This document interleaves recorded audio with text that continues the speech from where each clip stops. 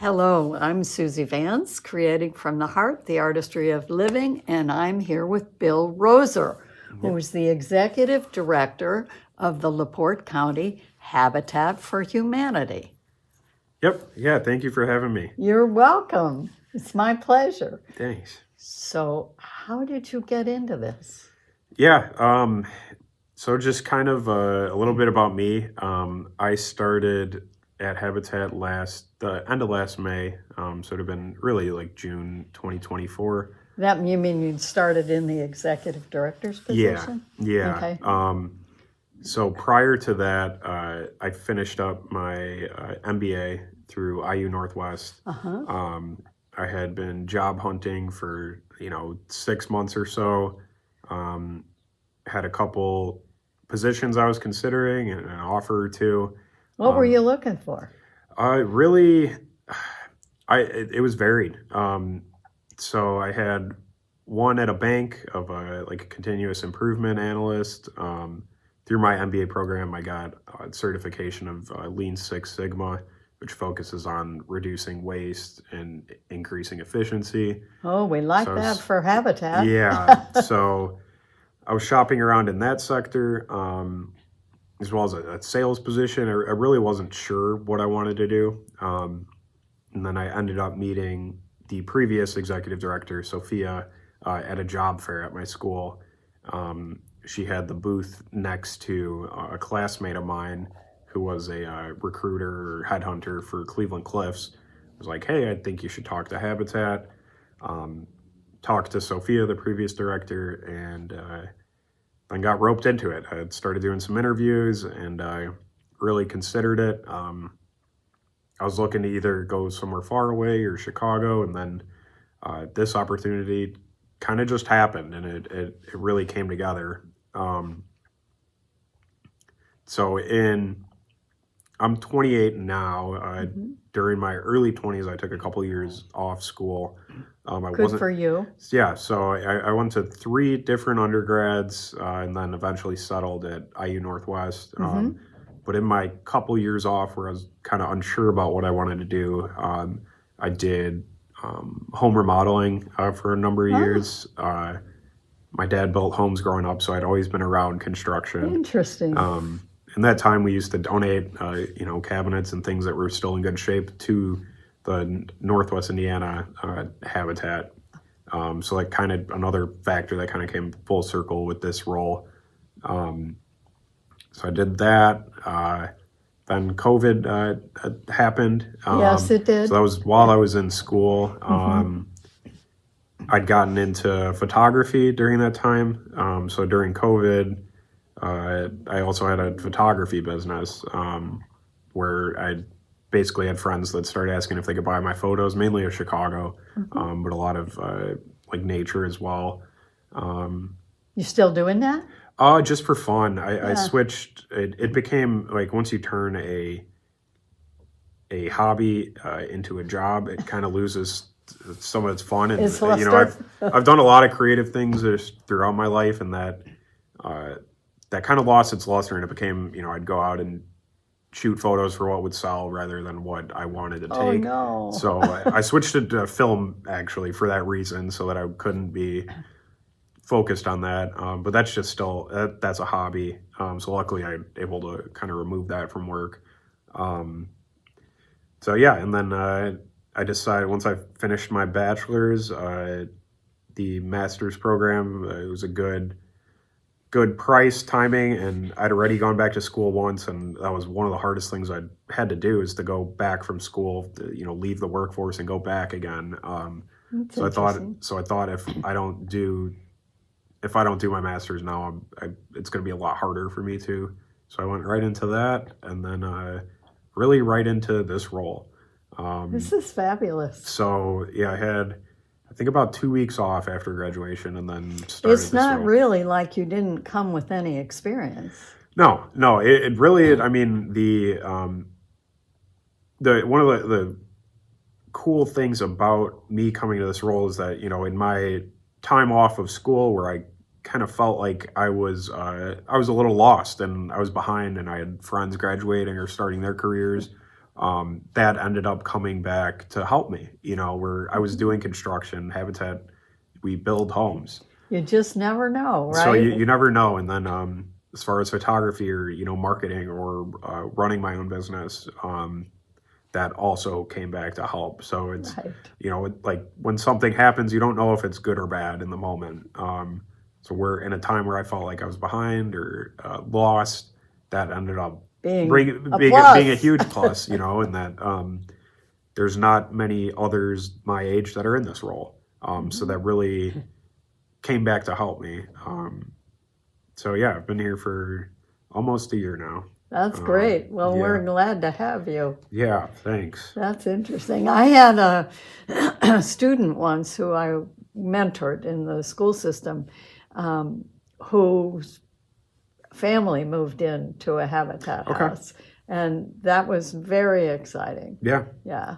Yeah, I mean the homes we build, they're really good homes. They're well built, and that makes my job easier because I believe in the quality of our homes and the quality of the foundation that we are aiming to set families up in. How many homes have been built by Habitat So we've around here? Do you know? since 1984, LaPorte County Habitat has done 57 homes in LaPorte County, mainly in Michigan City and LaPorte, but a few others in areas like Kingford Heights. So we've been at a little. Jimmy Carter never visited here, did he? I don't think he visited I don't think he visited ours. I believe he's been to South Bend, maybe. He made his way around, but that was before my time, so I have to brush up on his whereabouts. But yeah, he was a huge advocate for Habitat and really put Habitat on the map. And his stewardship really propelled the organization, the public awareness, and So you use people from the community to build these houses? largely, yeah. How do you find them? Yeah, so it's a variety of ways to find them. We have a kind of a core group, is what we call it, of volunteers that come out to our build site, which is in LaPorte right now, every Wednesday, Saturday, and we have about 8 to 10 that typically will come out. They've been accumulated over the years of whether it's someone from a church group of a current volunteer, or they get word, or they just retired and they wanted to come help out, or they had an interest in what we're doing and what we build, or if they want to, prepare lunches for the volunteer. There's a lot of different ways that people can help the organization. It's such a complex organization where we build homes. We're advocates for families, for the community. We organize some events, or are looking to have more events, marketing. It's the layers of this company are very complex, and the puzzle's kind of hard to figure out, especially if you want to grow. So our volunteers are really what helps out and what brings the community together. We give individuals a way to give back and show their knowledge or show their generosity, in order to help kind of our larger goal of putting families in stable, decent, and affordable homes. So who financially supports this effort? So that's a variety. You can either go the option of private funding sources. You can go state and federal through things like grants. Do you have any of those now? Yeah. So are you suffering any, if you don't mind my no, asking? I mean it's been a little bit ambiguous in the current time, and there's been some uncertainty. We have both private and state or federal funding. I'll group those two together just for the simplicity's sake. So you come with a challenge of, state and federal funding, if you might face uncertainty with if those funds will still be around. And then state and federal funding a lot of times comes with additional clauses or red tape, which might make strings. so yeah, there's more strings attached to state and federal funding for the most part. So you got to play around with what so those strings can help, and they can help our future homeowners, or it can make it a little bit more challenging to work around additional requirements in a program that we do have requirements. Private funding can be a little bit more flexible, but we've used both. And then, we can save on some labor costs through volunteers. We have generous companies that donate, certain parts, like say the roof, like Arnett donates every roof for our 5-house project right now. Oh my goodness. So yeah, I mean, the community really comes together and we make it work. But construction costs have gone up. The cost of everything has gone up.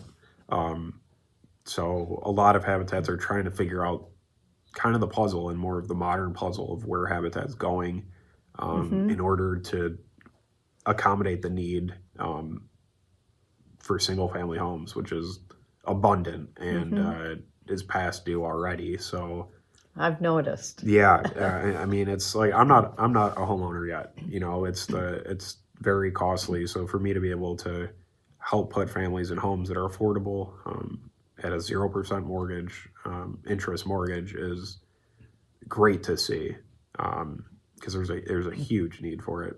That's great. That's great. I know you said your father was a builder and that he also worked with Habitat, but did you think you were going to do this when you were a kid? No, I since I've been a kid, I've always had a interest in building, in construction, whether that, my dad was he was a fireman, for a number of years in Oak Lawn, Illinois. My mom was a nurse. So he would build houses on his off days, like pre-2008. Luckily, him and his partner got out kind of right in the nick of time before they were going to buy more lots. So as a kid, I would go with him to work and play on the job sites, or just his side of the family has been involved with building for their whole lives, whether it's him digging his own basement as a kid, or him and his own brothers, apartment management or construction or remodeling each other's homes. So I'd always been around tools, always been around building, and come from a family that has helped the community. So to be honest, no, I didn't see myself here, partially because I didn't know it was an option. Prior to coming to the nonprofit world, I didn't know too much about it. I'd known of big organizations, I'd known of certain companies, but as far as how they work and operate in the history, I've learned an insane amount in the past year. The complexity, the generosity that people show, the interest, how it's funded, how it works. Okay, so first of all, how do people find your organization? Yeah, so we host outreach sessions for people that are interested in the program. It's about an hour, and it goes into specific requirements of the program. I think one of the big misconceptions about Habitat is that we don't give away houses. We sell houses at market value at a 0% mortgage, which is 0% mortgage to have every payment you go to make go directly down to the purchase price of the home is huge, especially now. If interest rates near 7%. Yeah, they were a lot higher. I always get the argument that they're a lot higher in the 80s, but the purchasing price of the dollar was a lot higher in the 80s. And if you're buying a house for $50,000, you could refinance later. So the value of the dollar has gone down. Interest rates are higher than they were a few years ago, and values of homes have shot up. So our outreach sessions, they provide families, individuals with the opportunity to learn what the program is, what it entails, what to expect, the commitment. And where are these held? So we'll typically hold them in both LaPorte and Michigan City, usually at the LaPorte Library or the Cool Spring Library. In the Michigan City Library? So you can't reserve. We haven't really held them at the Ah. Michigan City as much. It's more so Cool Spring is kind of a middle ground. Mm-hmm. But yeah, when we have outreach sessions, those will be available for sign up on laportehabitat.org, which is our website. You can fill out a few questions, and then show up and learn about our program. Great. And if you want to volunteer, how do you do that? Same thing. On our check out our website. There'll be a volunteer interest form, and your inquiry will go to our volunteer coordinator, who will reach out to you and see how you want to get involved. Because we are a company of so many different parts, there are a lot of ways you can volunteer. Oh, talk to me. So, there's the construction site, which is what everybody thinks of. But we also have needs for, say fundraising or resource development, committee involvement, such as homeowner services or the volunteer committee or a construction committee. We have opportunities to join our board. How big is your board? We have 8 members right now. Looking to add a couple more. So yeah, there's a lot of different ways to get involved besides the construction site. That could be, marketing, designing flyers for our events, or helping out with the website or our monthly newsletters. So even if you aren't interested in the construction site in particular, there are other ways that you can help and kind of support our mission. Especially even my role, I'm not able to get to the construction site too often. I mainly work behind the scenes. I would love to be able to be there every day, but that's every role plays an important part. Without each part, we would never accomplish what we do. When was Habitat Humanity started? 1976, by the Fullers out of Georgia. And then our habitat, LaPorte County, was 1984. Okay. So you were saying that this is like 5 companies in one. Yeah. How's that? Yeah. So, number one, we're a construction company. So Right. we build homes. Number two, we're also a marketing company. We have to promote our product essentially, which is homes. We also have to be, like grant writers at times, seeking out funding. We're a community outreach company that looks to draw people in from the community. And also to find the perfect person for Exactly. a house. Yeah. So also like a recruiting agency as we recruit future families that'll partner with us. Also the managing the mortgages. We hold the mortgages for homes that have been completed. So all of those coming together. Do you have success stories about people who are living in those homes? Yeah. I mean, Might be interesting to interview somebody who. yeah, that This would be. one. Yeah, that is true. We had our most recent home we closed on it in the fall. Was Kathy. It was a first time home buyer.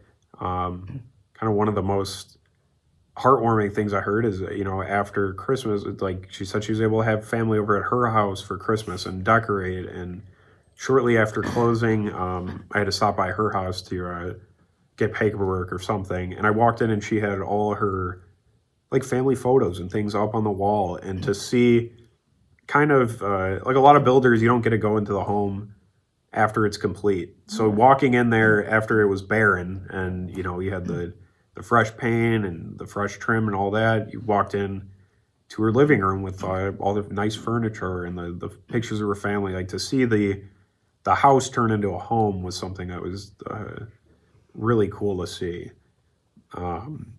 So we're striving to expand and start building more homes a year so we have more moments like that. How many are you building each year? So we're at about 1 to 2 right now.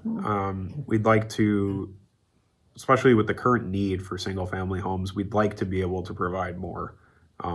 When you're growing capacity, it's tough, and there's a lot of challenges that you need to overcome and Does this adapt to. depend on fundraising? It depends on fundraising. It depends on finding families. I mean, it's you kind of back to the multi-business. If any one part of the business is struggling, it impacts everything. How do you find families? So we have a variety of methods of working with local organizations or sending out emails. We're working on increasing social media presence. But to be truthful, it's hard. It's hard for us to find families right now. So we're trying to increase our brand awareness and presence in the community so that, hopefully word of mouth is big too. You have a lot of people that come to our outreach sessions that heard from somebody else about it or saw it somewhere, or the more we're visible as a brand in the community, the higher chance that people will know about us and be able to attend those sessions, and we'll get more families. But yeah, if any part of the business is struggling, whether it be construction or finding families to partner with us, to fundraising, to really anything, it comes to a halt. So while trying to grow, it's challenging, but it's fun. I like puzzles. I like challenges. It's a lot of work, but it helps when you believe in the cause. Great. Yeah. Do you have a phone number somebody could call? Yeah. We have our website, number one, at laportehabitat.org, and then our phone at 219-814-9985 is our office phone. Okay. So I'm Suzy Vance, Creating from the Heart. We'll see you next time. Thank you very much, Bill Roser.